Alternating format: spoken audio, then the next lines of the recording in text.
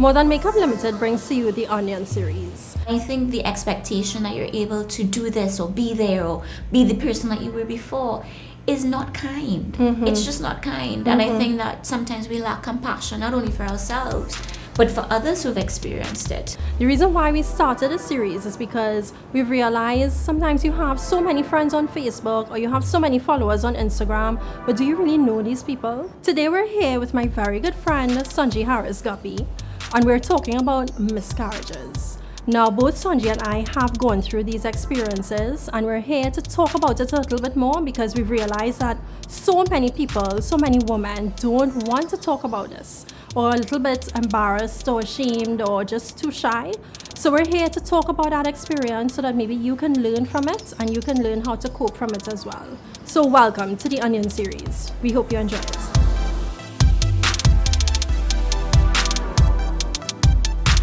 For me, it was a crazy episode. A 1 month long back and forth, knowing, not knowing, not really understanding what was going on with my body. And then I realized as well that a lot of people don't talk about it. So I was trying to understand what is the whole reason why people don't talk about it. Well, mainly because culturally we just don't like to talk about things that are too personal, or we don't want to talk about things that are difficult. And very often when a woman becomes pregnant, they don't even want to share with anybody that they're pregnant before, we call it before the 3 zone. months. Exactly. Yeah. And when you are in that period of that, not knowing, really thinking about, is it safe? Can I tell people? When you do have a miscarriage, you tend to just take this burden on your own.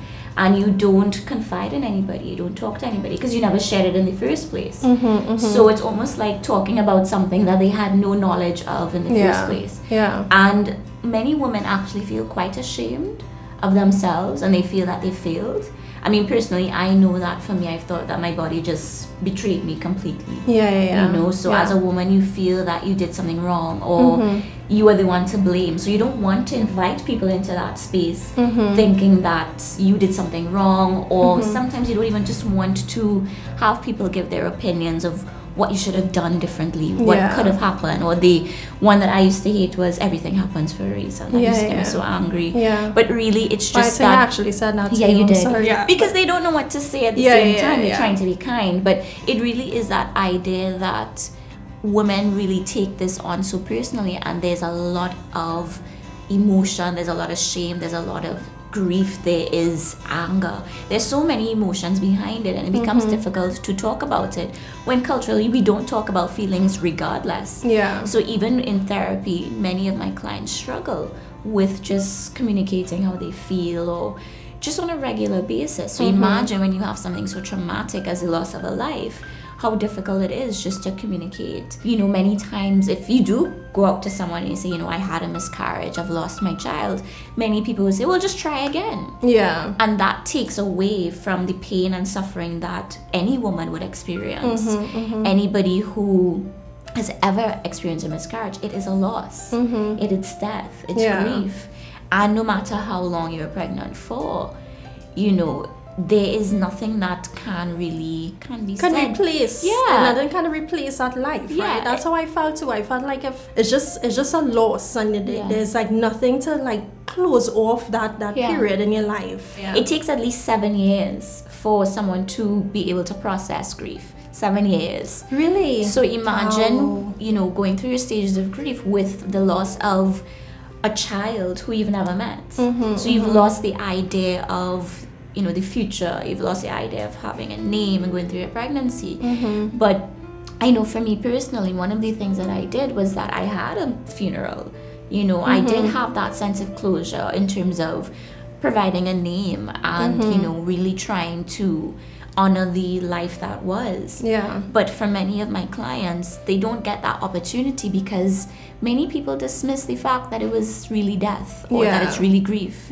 And many physicians or many psychiatrists or psychologists, they focus a lot on postpartum depression. So with postpartum depression, you know exactly what that is. You have much more treatment.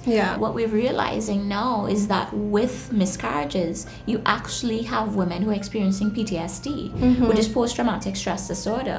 And they're having all of the symptoms of someone who's experienced an extreme trauma. Even for me personally, it was difficult to talk to people because many of the responses I would get would have been, get over it. You know, it has happened, let's move on. But that doesn't help anyone. Many women aren't able to say, go to a birthday party for children. And that's okay. Because you just can't.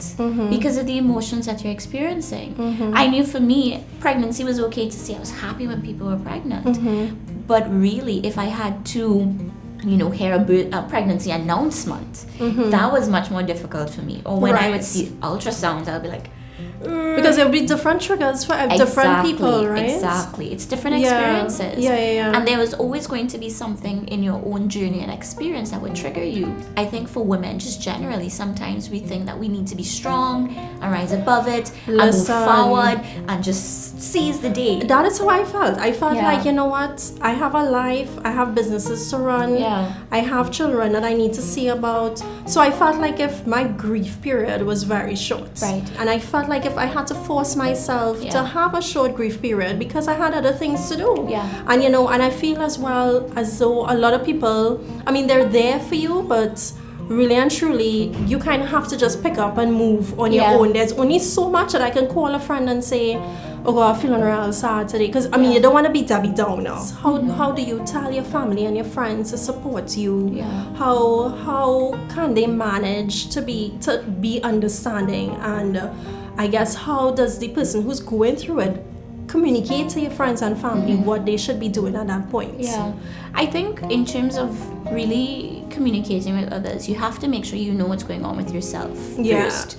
So that you know what you need from people. If you knew that you needed more time, then you take more time and then you communicate that to people. I need more time. I need you to give me space, or I need you to listen to me. Or I need you to give me a big hug, or I need popcorn. You are able to communicate what you need once you know what you are experiencing. Write about it. Journal it. Read it. There's support groups. There's also a support group in Mamatoto where every Thursday, I think it's every first and third Thursday, I'm not too sure. There's actually a support group.